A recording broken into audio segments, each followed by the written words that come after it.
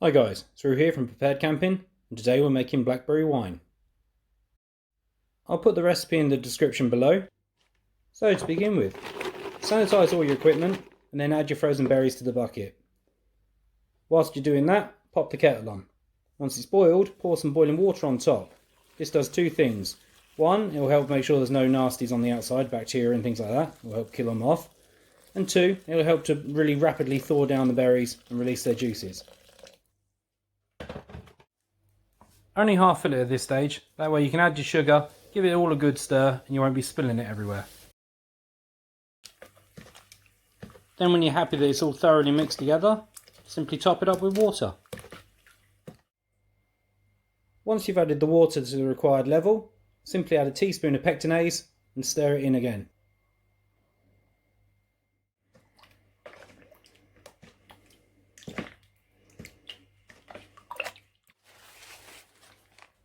Get a Camden tablet and crush it between 2 teaspoons.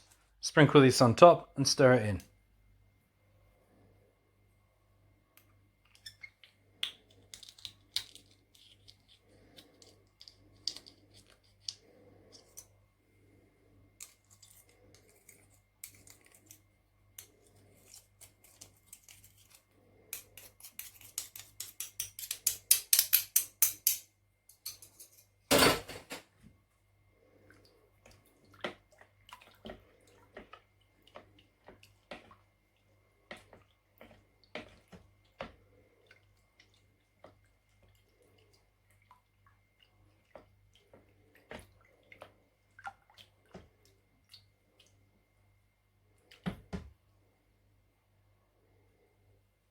Then you can just pop the lid on top and leave it overnight.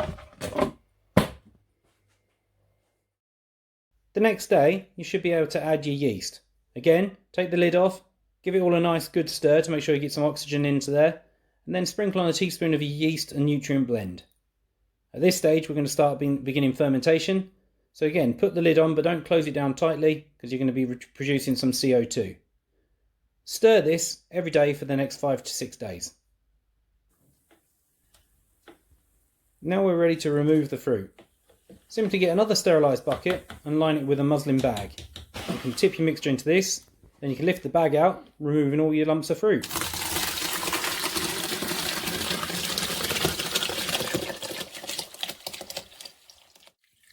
Give it a final squeeze because you want to get as much of that liquid as possible.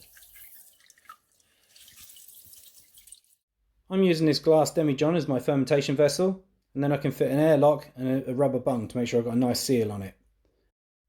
Leave this somewhere nice and warm for a couple of weeks to ferment. Once activity in the bubbler slows down, you know it's ready to rack it off. That way then we don't get any off flavours from any sediment left behind. Give that another month or so somewhere cool to clear, and then you're ready to bottle. If you're using fresh berries, pop them in your freezer overnight first. Or you can just buy frozen berries like this from your local supermarket. Yes? Oh, again. He just showed poo. So thanks very much for your time guys. If you enjoyed this video, please consider subscribing here. Or if you want to watch another video like it, try this one out. Cheers!